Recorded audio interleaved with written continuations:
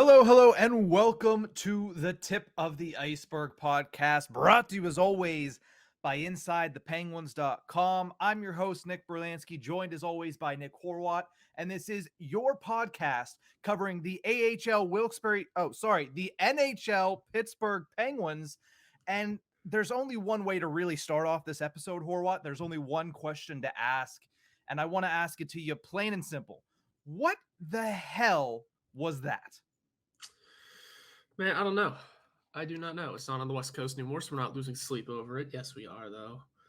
I think this team made me sick, man. I'm not sick of this team, but this team quite literally made me sick. I'm fighting through it today, but better than normal, I guess. What was that? What was that? You know, it was disappointing. It was very, very disappointing. We can tell that this team is good. Right? We can tell. We can see it there. They're putting on these great games. These last two recent ones, they were great games. They were good. They just couldn't close it. We could tell this team is good. It's a matter of shutting it down. It is a matter of I'm not even gonna say playing the full 60. I think in Boston specifically. I mean that was a full 60-minute performance. They just got outdone by certain aspects, and it was maybe a 52-minute performance. Sure, let's ifs and buts, candy and nuts. Let's not nitpick here, but for what it's worth, it was more than what they've been giving. Mm-hmm. And Buffalo needs no introduction. God only knows. I also wasn't fighting. This quick also insight. I wasn't fighting to look for a stream yesterday. So I just listened to it on radio. First of all, always loved the call from Getzoff and Bork, but there was some radio mishaps. The Penguins were up. Were they still up 3-1? At the time, or was it tied? I forget. Whenever I texted you, the radio never came back from commercial at one point. Whenever they were heading into that important penalty kill, I think it was 3-3. And it never came back. I had to read Twitter that they killed off the penalty. Good. But then I had to read Twitter that the Sabres scored anyway. Mm-hmm. And I went, I don't even want the game to come back on. So yeah, it was a brutal. What are your thoughts? It was disappointing. That's what it was. Before we get into, because there's a lot of negative things to get into in this podcast, because this team has not played well and considerably. That's why you haven't won a game in 2 calendar weeks, dating back to the game against the LA Kings where they won 6-1. But it's not the sky is falling yet. I know I've said that a lot, and I know some people are going to listen to me and roll their eyes and be like, listen, if they lost 6 straight, the longest losing streak, or tied for the longest losing streak in the Mike Sullivan era, if the sky isn't falling yet, when does it start? Well, if you look at the next couple stretch of games, they have one game in the next 5 or 6 days, a chance to get right, a chance to figure things out in practice, to talk things over, to try to figure out what they need to do to get better. If that doesn't help, and they can't get things right on the following stretch because it's a lot of away games, okay, then the sky might be falling. So make sure Chicken Little is ready on the sidelines, but let's not let him yell quite yet. But looking at what we've seen to this point and in the past, 6-game losing streak, 2 multi-goal leads that are blown in the third period. You said 6-5 to OT against the Bruins, 6-3 against the Sabres. The biggest issue with them is they're not playing the full 60, yes, but it's always the third period now. What is going on in the final 20 minutes of the game that this team turns into a pumpkin? Because if you look at the third period over the last 4 games, we won't even take it the entire way through the 6-game losing streak, but in the last 4 games, they have been outscored 11-1 in the final frame. The only goal being that Jake Gensel goal about 10 seconds in last night against the Buffalo Sabres. Like we said, they've blown a 2-goal lead in the last 2 games, and it just looks like they run out of gas. And you mentioned it. Don't worry about playing the full 60 because we know that that's not something that this team's just going to be able to up and do at this point in time. They need to turn it around before they play that full 60. But just get better throughout the game. That's what I'm asking from now through the next couple of weeks. I don't care about seeing the full 60 because I don't think this team's going to give it to me.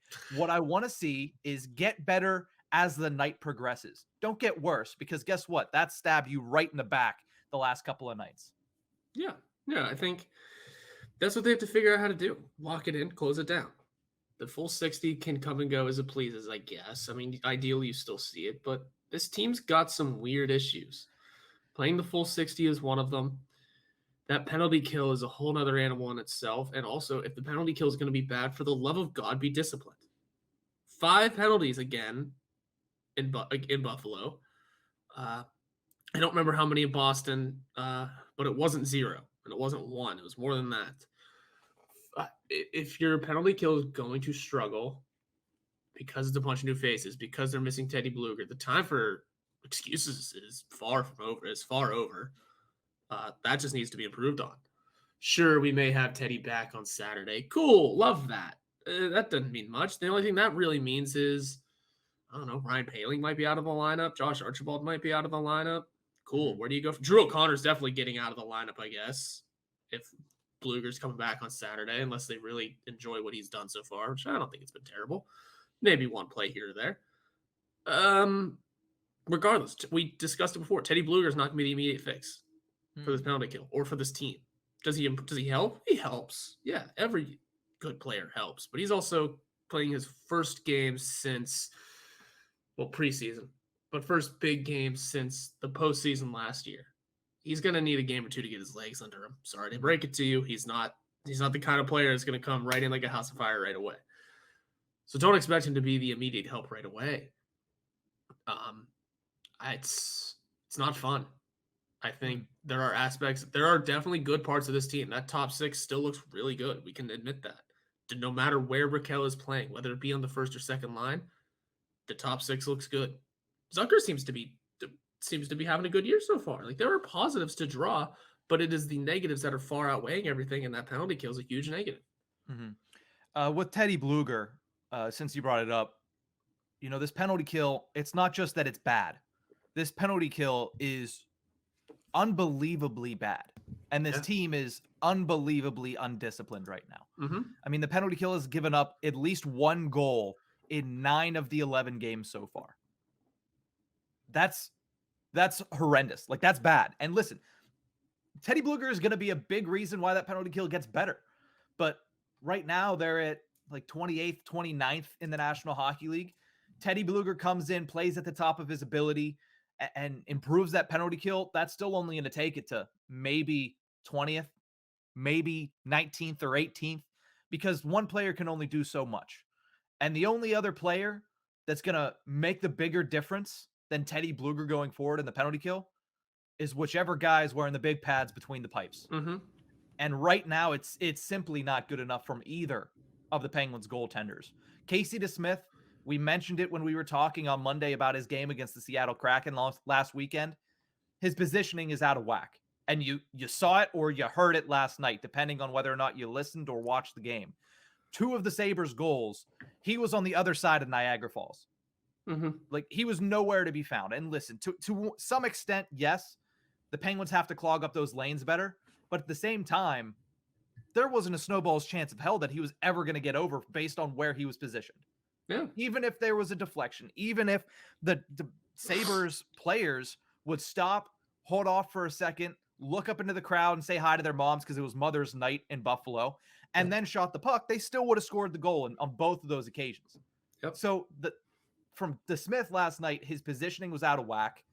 And the same thing from Jarry on Tuesday.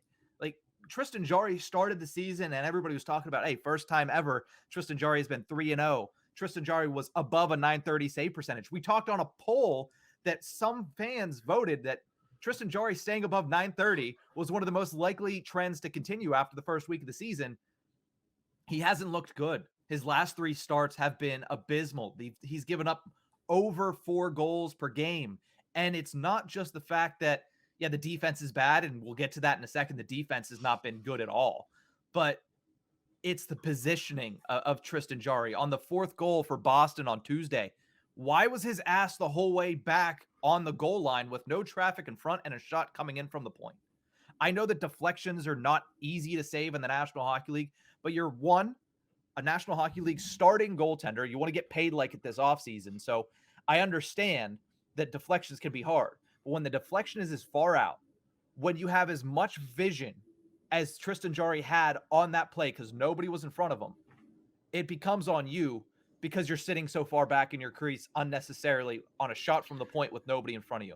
His positioning was off, and then also the timing saves are just not there from either of the guys. When you need a big save to keep the team in the game, these guys aren't making the save, and that's when the bad goal comes. And that is something that could seriously deteriorate the situation in Pittsburgh. So I don't think it's been enough from either goaltender. I'm not going to say that both goaltenders are flat out bad because we know they're better than they're playing, but it's just a matter of fact that not anyone really. I mean, the top six, yes, Crosby's line was great against Boston. Malkin's line has shown its moments. Malkin himself has had his moments where he looks dominant, but nobody on this team is absolved from this 6-game losing streak, except for maybe the video coach. That's about it. Maybe the video coach, and yeah, that's it, because it is the players on the ice trying to perform, trying to get the wins. Mike Sullivan tore into the boys during that timeout last night. And you can put a little blame on Sullivan. There were some coaching decisions that may be questionable, but at the same time, he's not the one deployed on the ice. It is the guys on the ice that have to go out there and hold down games. If the Penguins win the last few games, we look at those coaching decisions like genius moves. Honestly, it is the bad play of these players has made Mike Sullivan look stubborn and stingy and not fit for the job. Let's get this out of the way right now. People who say he's on the hot seat are lunatics and don't realize he just signed a 3-year contract extension with 2 years left on his current one. That's not how that works. Mm-hmm. He's not going anywhere for at least 3 of those years. So let's seal that in right now. He's not going anywhere. We knew Fenway. He was one of the 2 safe names when Fenway came in. I would, like to bet that he's still one of the safe names. It is up to the players to close out the game. Sidney Crosby said it a couple times now. They just got to learn how to close it out. They're getting their leads. They're playing well. Sidney Crosby said after the Boston game, he thought it was one of the better games. And it was. You can look at that game, aside from the ending, and say, yeah, that totally was. They put up They put up a 5-goal performance back at home. They answered. Sidney Crosby scored 30 seconds into the game. They were right up. They were off the jump the right way against the best team in the league. And they just couldn't sweep the leg for whatever reason. Whether it be the discipline, whether it be the penalty kill, whatever. Something got into them and they couldn't do it. Same thing happened in Buffalo, whereas it wasn't as big of a score, but it felt like a stronger game than the rest of the road trip. It was, they scored 30 seconds or so, 8 seconds into the third period on the power play. Okay. Special teams have struggled on both sides a lot, but hey, the power play got a goal. Way to go. Let's roll. And then what happened? The sticks were taken out of their hands for some reason. Don't know exactly what happened. They just couldn't do it. So it's not that this team is bad. You can see that this team has skill. You can see that this team is a good team. You can see it. It's a matter of closing it out, locking it down, finishing it off the right way. You could say that the fact that they had leads is a step in the right direction from the last few games of the road trip. Yeah. And it might be, but they lost. And you might say, hey, we got a pity point. Oh, no one has discussed that pity point we got in Boston, and we shouldn't. No. We shouldn't. Oh, cool, great. Maybe it helps us in the standings down the line, but guess what? Don't care at the moment. It can be as early as it wants. We can't be playing from behind. Guess what? Both of the pity points for the Pittsburgh Penguins came in games where they should have locked up 2 points. They gave up goals in the last 2 minutes of the game to go into overtime, and then we know what happened in overtime. I mean, that power play, we don't have to talk about it, but that power play against Boston in overtime, not good. That's bad. Yeah, 1 shot. Full 2 minutes. Not good enough. Not good enough. The last thing I want to talk about, and we're going to continue this conversation in the second segment because there's still so much to say, but the last thing I want to talk about is Brian Dumoulin. He's continuously struggling, and that's the one move. Listen, you can question Mike Sullivan's lineup decisions and his forward decisions all you want. It is trivial whether or not Brian Rust or Ricard Raquel is on the line with Sidney Crosby versus Evgeny Malkin. That is trivial. Why? Because you're splitting hairs between 2 really good players that have played as such so far this season. Yeah. The issue becomes the defense. And we'll expand on that in the second segment. But Brian Dumoulin specifically is an issue. Yes. Nobody's playing well on the back end, but it's constantly Dumoulin that is found on the ice when the other team lights the lamp. 21 goals Brian Dumoulin has been on the ice for in all situations. That shorthanded 5-on-5 power play, I guess, but he doesn't play it. 21 goals, I should say. Guess what? He's tied for the league lead in goals allowed when on the ice with Dmitry Kulikov of the Anaheim Ducks. How many goals have the Penguins allowed this season? 41. Oh, it's over half. 21 of 41. He's on the ice half the time the other team scores. Oh, man. Imagine that. Imagine being the other team facing that. Hey, boys, when that man is on the ice 50% of the time, 50% of it, we're going to score. Just almost guaranteed. Mm-hmm. Yeah. That's the thing. Listen, the whole defense isn't good, but he is that much worse than a bad defense right now. And they're abusing him. They are. And they continuously put him out there. We saw it in the Seattle game. There is a wavering of confidence in Brian Dumoulin. Otherwise, they wouldn't have demoted him in that game. Yeah. Yeah. But then he went right back up there because of the Letang sickness, and then they kept him up there when Letang came back. Yeah. Fine, you don't move him whenever Letang is sick, whatever, so be it. I mean, at that point, I would say, why not move the entire second line up to first? Just see what happens. Just give him those first line minutes. I thought if there has been a bright spot of this defense, it's been Marcus Pettersson and P.O. Joseph this year so far.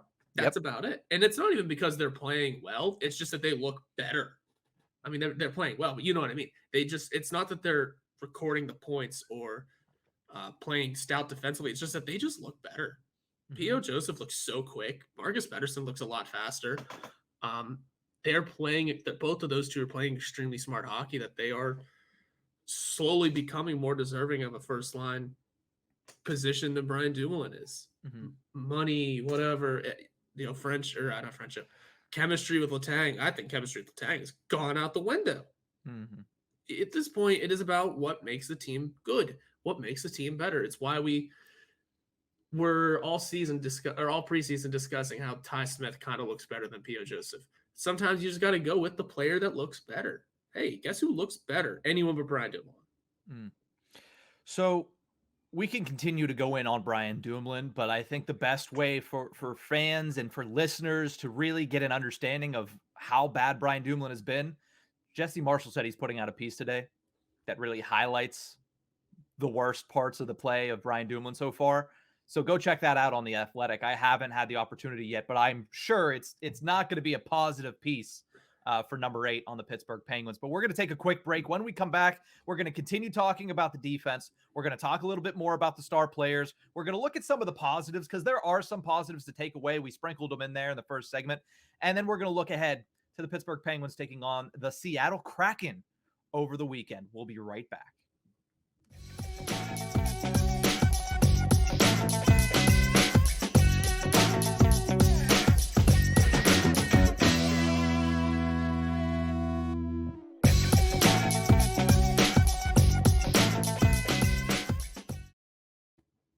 Welcome back to the Tip of the Ice-Burgh podcast, brought to you as always by InsideThePenguins.com. Obviously, not a lot positive to talk about with the Pittsburgh Penguins, and we're going to try to do that a little bit later in this segment. We started talking about the defense, and I want to continue that discussion here, Horwat. Mm-hmm. We obviously talked about Brian Dumoulin, and as I mentioned at the end of the last segment, check out Jesse Marshall's piece that's coming out today on The Athletic for a more in-depth look at what is going wrong with the 31-year-old defenseman Brian Dumoulin in his, 8th season in Pittsburgh. But definitely check that out. But the problem, I think, with the defense there is it breaks down at the end of the game, like we mentioned. 11-1 being outscored in the third period. And part of that is the forwards playing defense. But the other problem is, and it goes towards goaltending as well, but once you allow 4 or more goals in 5 of the last 6 games, I understand you have a couple Hall of Famers for forwards. I understand that you try to utilize your defense for offense and you do it some of the best in the league. But if you're giving up 4 more goals in almost every single game, it's going to be hard for your team to win more than they lose. Oh, yeah. We can't win boat races. We can't. outscore our problems. We have to shut down opposing offenses. That's all there is to it.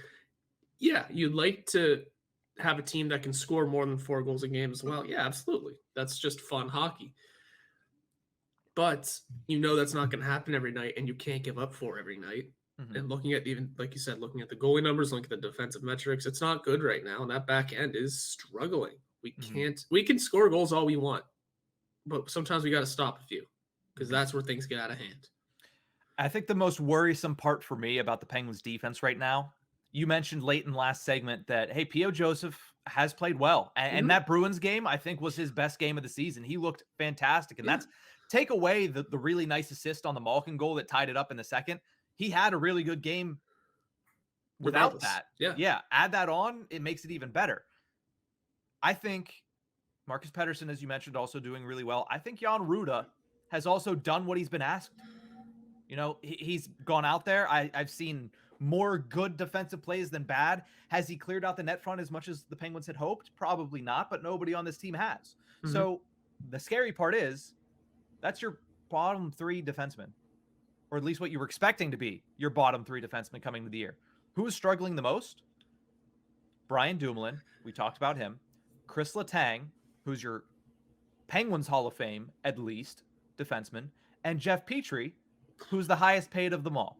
So your 3 expectedly best defensemen are your 3 worst performers at this point. Petrie is having some issues with staying out of the penalty box. He is having some spacing and some gap issues. You saw that on that goal against the Boston Bruins, where for some reason him and I think it was Pettersson who he was with were basically hip to hip on a 3-on-2 for the Boston Bruins. It's an issue that your best 3 defensemen, that you, at least the people you expected to be the best 3, are your worst. And that's a scary, scary thing, as the Penguins have now lost 6 straight, and it doesn't look like there's an end in sight for this defense to turn it around. 14 penalty minutes already for Jeff Petrie. And they're all minors. Yep. That's looking at some of the numbers. I mean, he had, yeah, no, that's in 11 games too. That's so brutal. This is, yeah, he needs to stay out of the box. That's just easy. He seems like he can be the easiest fix out of these guys, though. You can flip his switch pretty quickly if he just stays out of the box and fixes a couple of mechanical things. Whereas Dumoulin, we don't know what's going on. There's just a switch turned off in there.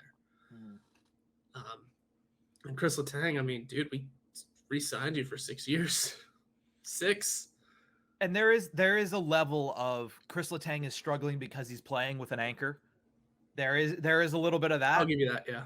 But at the same time, there's plays that Letang has been making that harkens back 3 years ago, pre-return of Todd Reirden, where if he would have played like that throughout the end of his contract, he probably wouldn't have been given 6 years and $6 million. Mm-hmm. Yeah, it's all questionable. I think Dumoulin is an anchor. You're right on that part. I didn't even think about how I just kind of separated them all, looked at them all individually. The anchor of Brian Dumoulin holding back Letang it's a struggle. I mean, we looked at the numbers for Dumoulin, 21 goals against. That's literally just above half of all the goals we've given up this year so far. And not only that, but with Letang, it's one of the big issues was, man, shoot it. Just take a shot every now and again. We know you have that ability, and you haven't scored yet this year. Try something. Maybe something flips in. I don't know. The power plays looked brutal. I mean, yeah, great. That was a great pass by Letang yesterday, but you can only do so much with just one pass. Try shooting it every now and again on the power play. Try being a little more defensively because you have an anchor with you. I don't know what the answer is. Defense is a hard position, but it's all 3 of those guys got to be better, especially if they're supposed to be the quote-unquote top 3. Yeah, specifically if they're supposed to be the top 3. We can't give them all the Cody Ceci treatment. No. You can't say, hey, all 3 of you are going to play less minutes. 1 or 2, maybe you can do that with 1 or 2. Specifically, Brian Dumoulin should be given that treatment over and to shelter your minutes. We know you still have some ability somewhere. Find it. Find it with fewer minutes. Take advantage. The Dan Heinen treatment from last year. Boy was playing 4 minutes a night.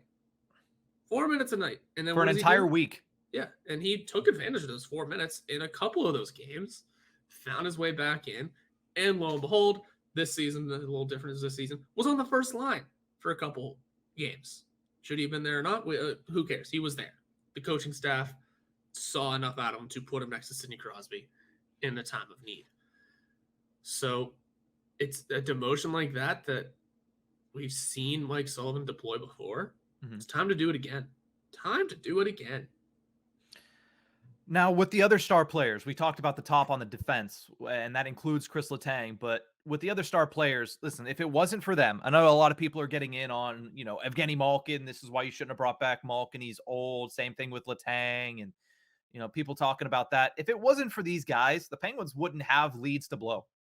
Like they wouldn't. Yeah. They wouldn't be out in front in these games. They wouldn't be as close as they are in games because the bottom six has not been good enough. I mean, Josh Archibald, sure, goals in back-to-back games, but there's times where that line is getting caved in.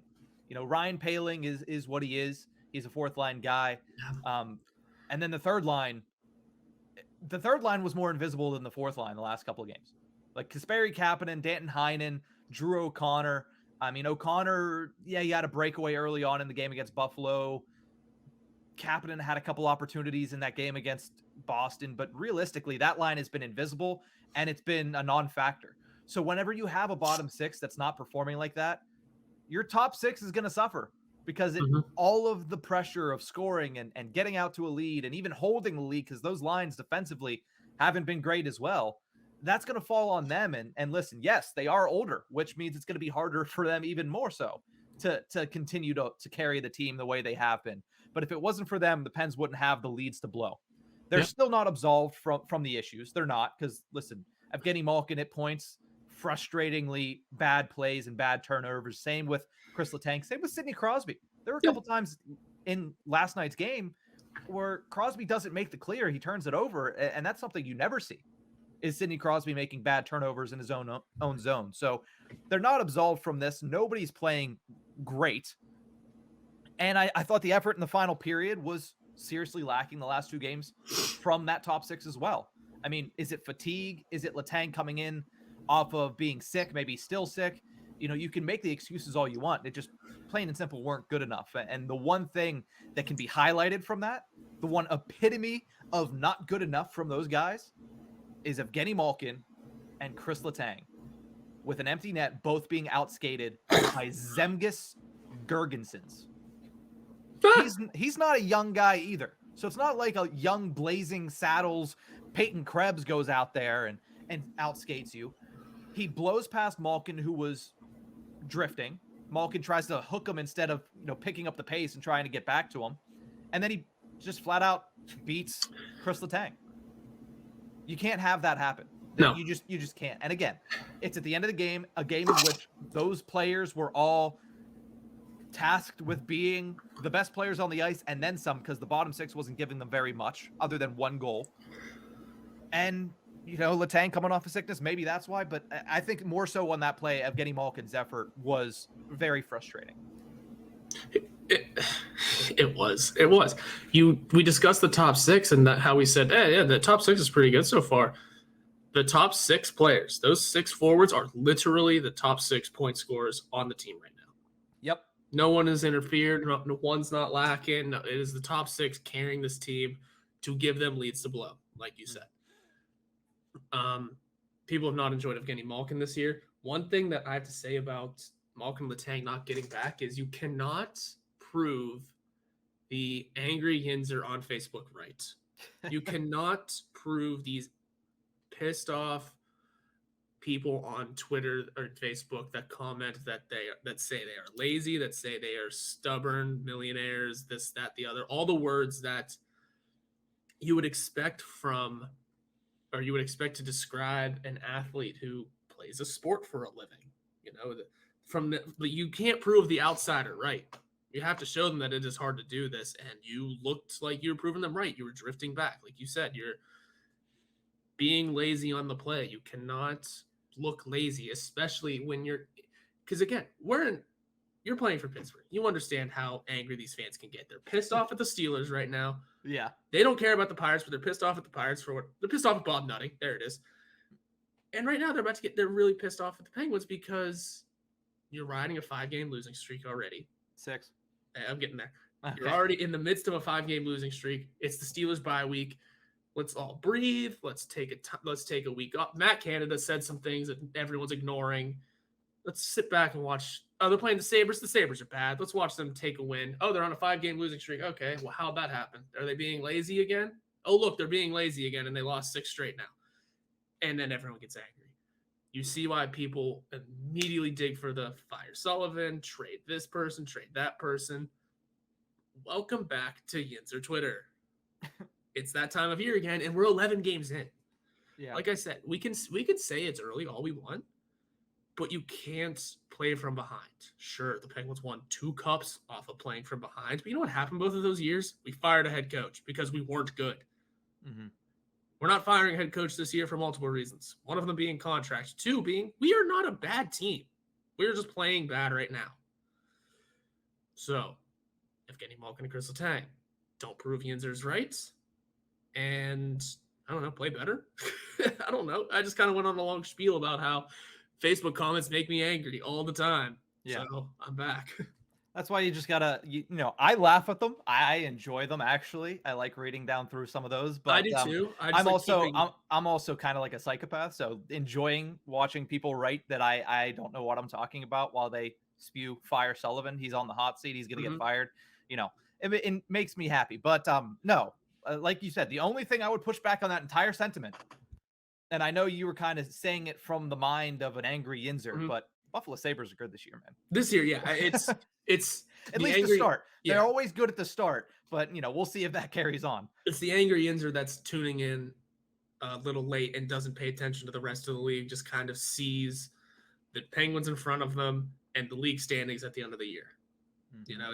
It's the bare bones hockey fan in Pittsburgh, which, let's just be honest, we know there's a ton of them.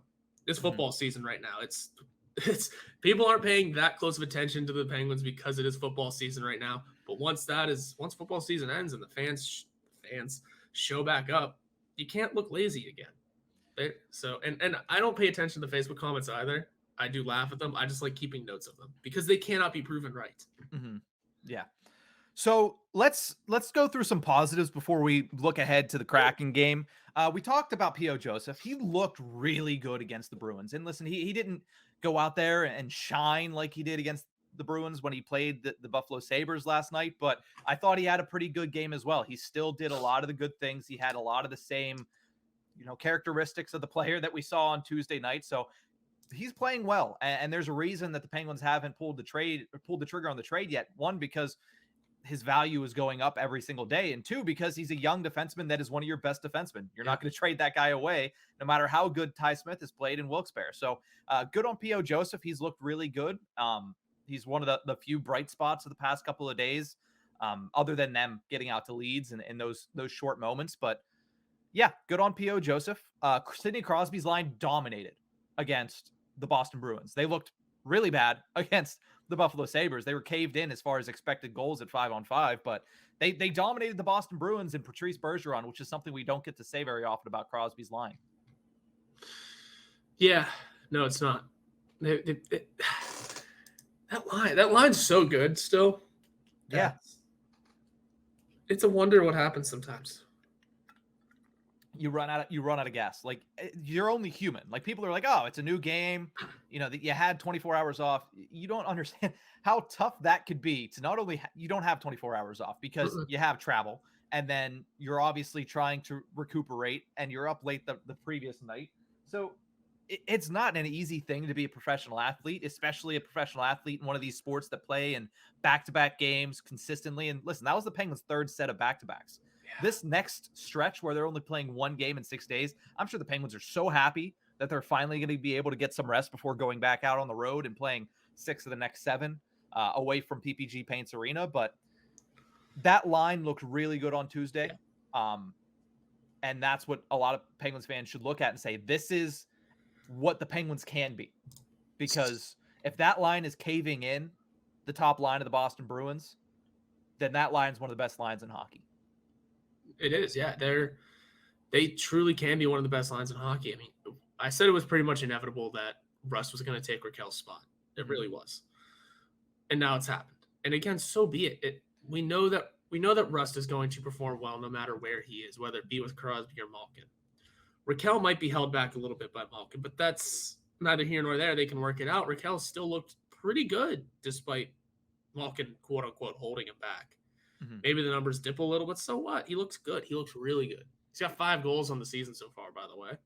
You're welcome. I don't know, he looks good to me. Yeah. Like I said, this top 6, 1 through 6, leading the team in points. We know that those guys can dominate offensively. Jake Gensel's, it doesn't matter how many games he's playing in, he's scoring a ton of goals. 7 games, 5 goals. Yeah, that's pretty good. And Sidney Crosby, maybe he hasn't had an assist in what looks like 3 weeks. He's stuck on 899, man. Oh man, it's so funny. It's on like every press sheet we get. It's like the first thing. I'm wanting to get it so bad just so I have something new to look at. Well, and it's funny too because I thought he had it last night on that because I was like, oh, you scored 9 seconds in. Crosby won the faceoff. He has. Oh wait, no, Malkin touched the puck, so Crosby doesn't get the assist. So he's still at 899, and then of course the Penguins don't score again the rest of the game. So yeah, no, it's rough.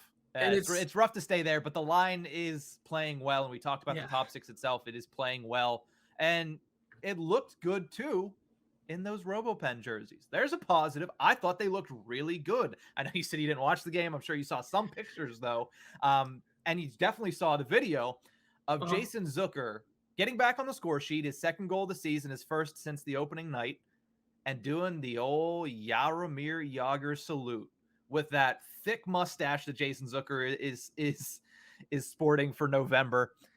That entire sequence, I've been watching that all morning to try to bring me out of the depression of a 6-game losing streak for the Pittsburgh Penguins and having to talk for a 4th or 5th straight podcast about this team not winning hockey games or looking bad in hockey games. If you're struggling with that, Penguins fans, just watch Jason Zucker do the salute and try to forget about how that game ended. Try your best. The jerseys were nice. They were a nice little touch to the game early on. I still don't think they're my favorite amongst the league, but hey, you guys can listen in for that much later. And also, it's a surprise. It was a little surprise. Hey, guess what? We're getting the jerseys tonight. Whoa, that wasn't on the schedule. How about that? That's fun. And we suck. All right. Yeah. Well, I do think some of the potency that I was talking about on Monday did start to flash through in the last 2 games.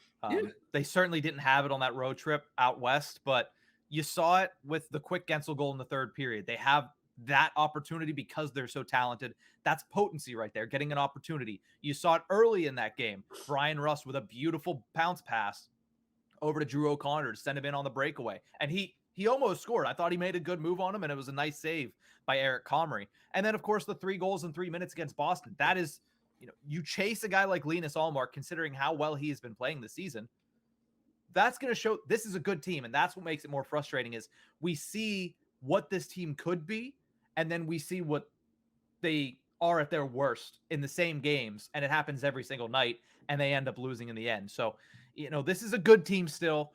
They're in their hopefully worst stretch of the season early on, and if they don't turn it around, yes, I understand it's early, but I can't remember who said it. I'm going to have to go check, and one of our listeners, if they know the quote and they know who said it, they can let me know. But it might be early. But as somebody said, who I don't know, it gets laid out here real early sometimes. It does. I keep saying you don't want to play from behind. That's all there is to it. And you had mentioned us chasing Ullmark. In 3 of the 4 home games we played this year, we've chased the goalies. The only time we didn't was Arizona. And they just left Vejmelka out to dry in that game. And they maybe should have that game. So let's say 3 for 4 with an asterisk. That's a like you said, this team is potent. It is. It is. That West Coast swing wasn't fun. But even in the games in Boston or against Boston and for part of Buffalo, this team has its abilities. I'll keep saying this team is good. They just need to find it. Yep. We are going to preview Penguins Kraken. There's not much to get into. I mean, we saw the Penguins take on the Kraken last Saturday in Seattle. The Penguins lost 3-1, one of those goals being an empty netter, but it could have been a lot worse. 2 overturned goals. The Penguins video coach at it again. I think they're 3 for 3 on the season this year. They were 7 for 7 last year. So really good with the challenges are the Pittsburgh Penguins. But it really kind of hides the fact that Seattle caved in the Penguins after that first period. I thought it was an even first period in that game, and then Seattle kind of turned on the afterburners once Jake Gensel opened the scoring in the second. But you'll get Teddy Bluger back. We talked about that. It's going to be a benefit on the PK. It boots out one of the bottom 6 guys that have been fairly unproductive to this point. But at the same time, if the Penguins are going to turn this around, it's got to be the guys that have been out there. It's got to be Heinen. It's got to be Kapanen. It's got to be, everybody else that's out. Paling. It has to be those guys that turn their games around and play a lot better. Dumoulin, definitely. Letang, Petrie, both goaltenders. It doesn't matter that it helps that Teddy Bluger's coming back. It does. I don't want to say it doesn't matter. It helps that he's coming back.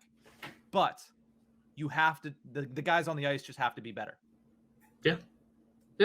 It's Bluger can only help so much, and he's going to take a game or two to get into that swing. Yeah. So you got to find the right moves from the right players. It helps that he probably could have played like 10 days ago, but because of cap constraints, they said, we need to put you on the IR, the LTIR, so you can continue to practice in full capacity for the next 2 weeks, and then we'll bring you back after that. But either way, with Carter out as well, we'll see how the roster moves all shake out this weekend. But the road ahead for the Pittsburgh Penguins, like we said, 1 game in the next 6 days. Gives them time to figure some things out. Maybe work on the power play, specifically the breakout on the power play in practice. We'll see if they end up with that. Then 6 of the next 7 games for the Penguins are on the road. 4 of them against teams that made the playoffs last season. And the Pittsburgh Penguins this year on the road are 1-5-1. It's not time to that's why when I said earlier, it's not time to panic yet. I'm not panicking yet for the Pittsburgh Penguins. It's a 6-game losing streak, tied for the longest losing streak under Mike Sullivan. It's not great, but get Chicken Little ready because this next stretch is not going to be easy for a Pittsburgh Penguins team that's already struggling. No, it's not. But anything's possible. We somehow if we're able to turn it on against good teams, if we're able to find the way to clamp it down, there shouldn't be an issue. We should be able to walk out with a couple of wins. And I'll leave everybody with this, and we're going to take a quick break, come back, and we're going to do our Metropolitan Division rankings, which, it's not going to look good for the Pittsburgh Penguins, at least on my end. This is 2.0, the first in season 1. We'll do that after the break, but the last thing I'll leave you with is something I said earlier in the show. The Penguins need to not worry about playing the full 60 at this point. Just get better throughout the game. That's what I want to see from them going forward. Starting on Saturday against the Seattle Kraken and going forward through all those road games to finish off the month of November. But we're going to take a quick break. When we return, our Metropolitan Division Power Rankings 2.0.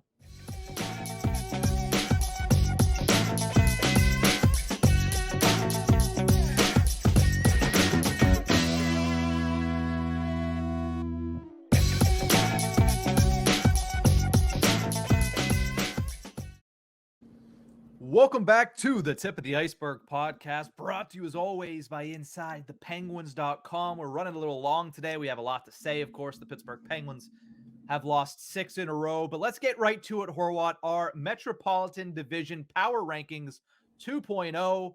The last time we did this was preseason, so now that we've gotten to see each team play 10, 11, 12 games, here's how things are going to stand to us in the hierarchy of power in the Metropolitan Division. Horwat, start us off. Give us your 8 through 5 for the Metro, starting with number 8.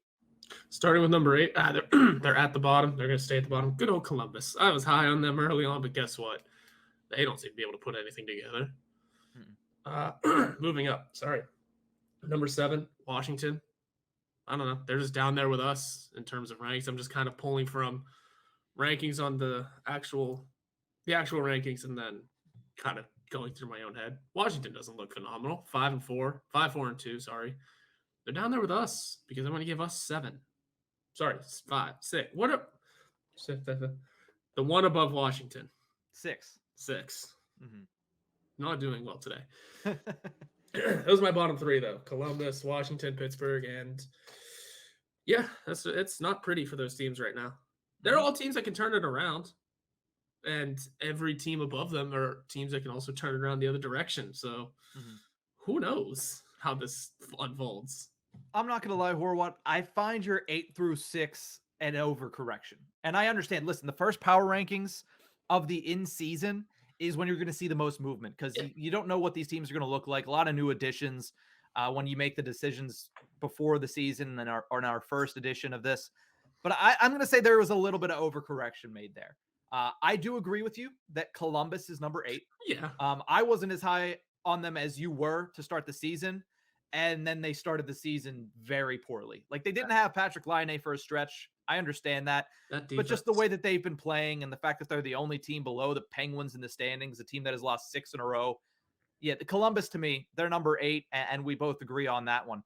Number 7, I'm putting the Philadelphia Flyers. I really don't care about their start to the season because it was a lot of false wins to me. They're not performing at 5-on-5.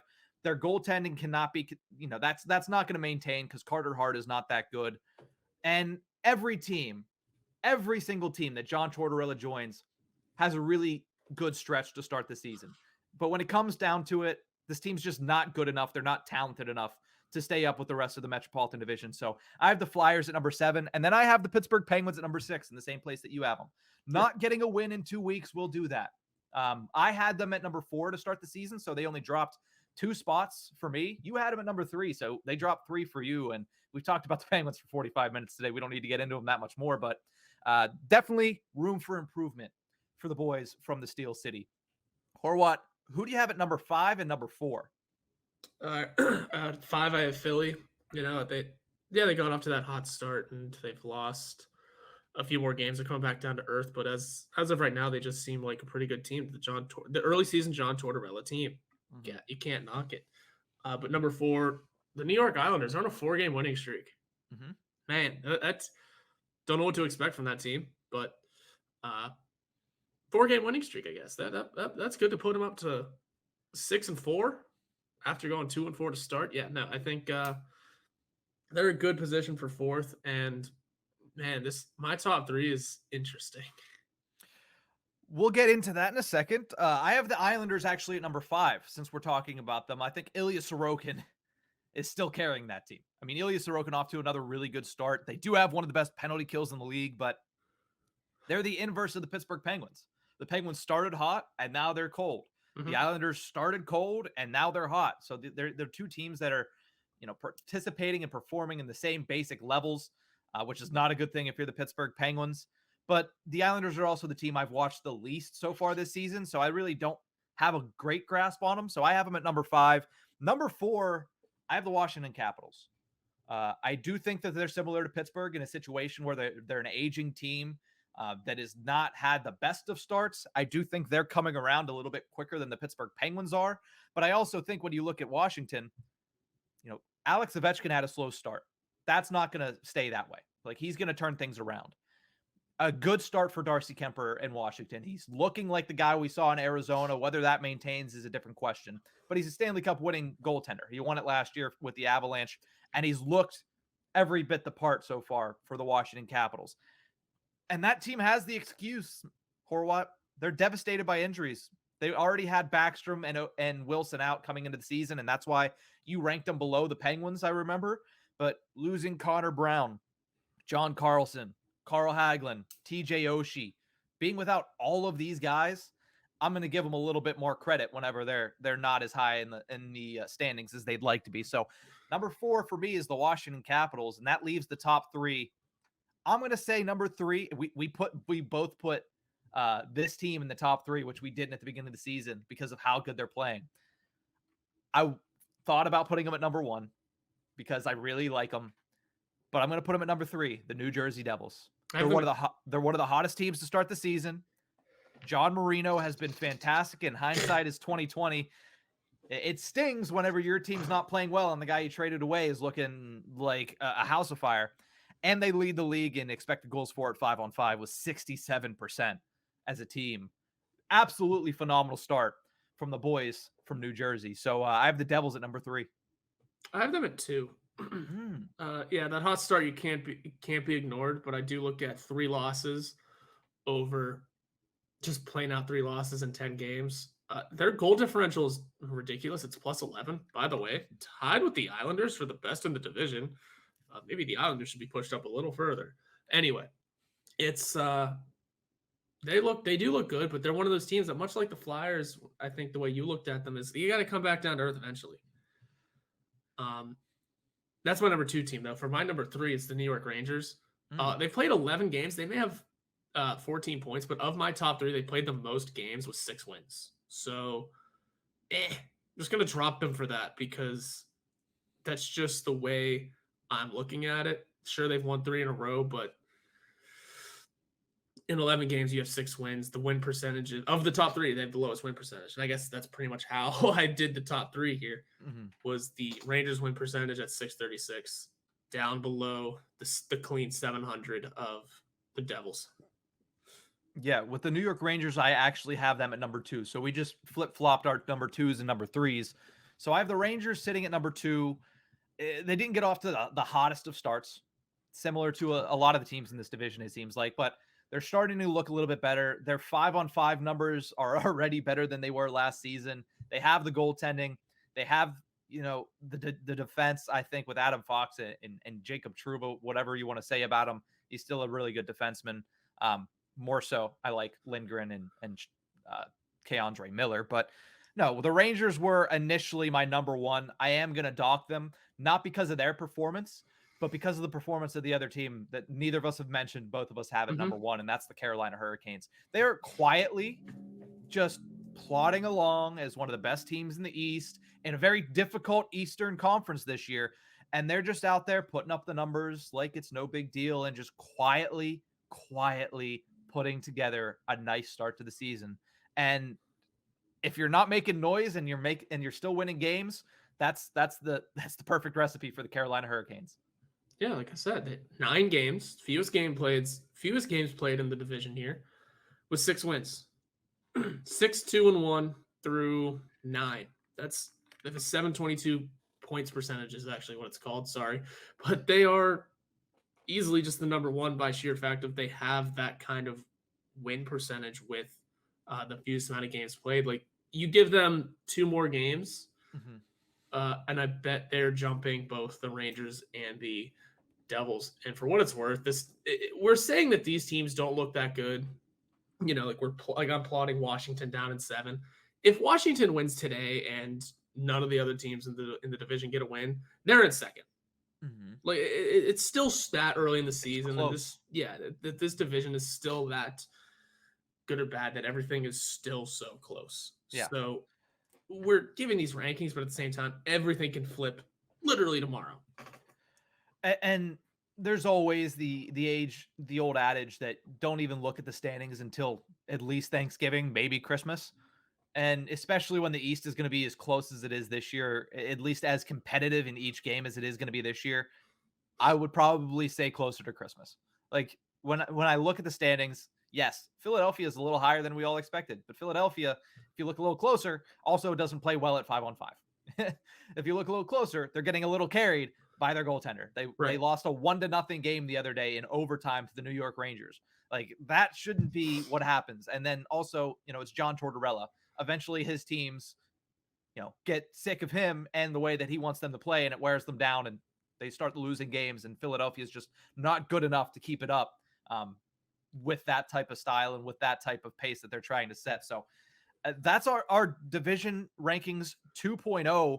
I'll run down through mine, then you'll run down through yours, and then we'll say goodbye for the weekend and hope that when we come back, we'll have a win to talk about. But my power rankings 2.0 for the month of November. I have the Hurricanes, Rangers, Devils, Capitals, Islanders, Penguins, Flyers, and Blue Jackets. Not bad. We're going to share the Carolina and the Columbus spot. But I got Carolina, New Jersey, New York Rangers, the New York Islanders, the Philadelphia Flyers, Pittsburgh Penguins, Washington Capitals, and Columbus Blue Jackets. At least we can agree on the best and worst team of this division. Yep, that's the way it's going to go all year. Other than that, a lot of differences, which I like. I like having different opinions. It makes me happy. So that's going to do it for this episode of The Tip of the Ice-Burgh. We'll be back on Monday to discuss the Pittsburgh Penguins game against the Seattle Kraken and look forward to a long stretch of road games for this Penguins team. We will see you guys next week. Have a great weekend, Penguins fans.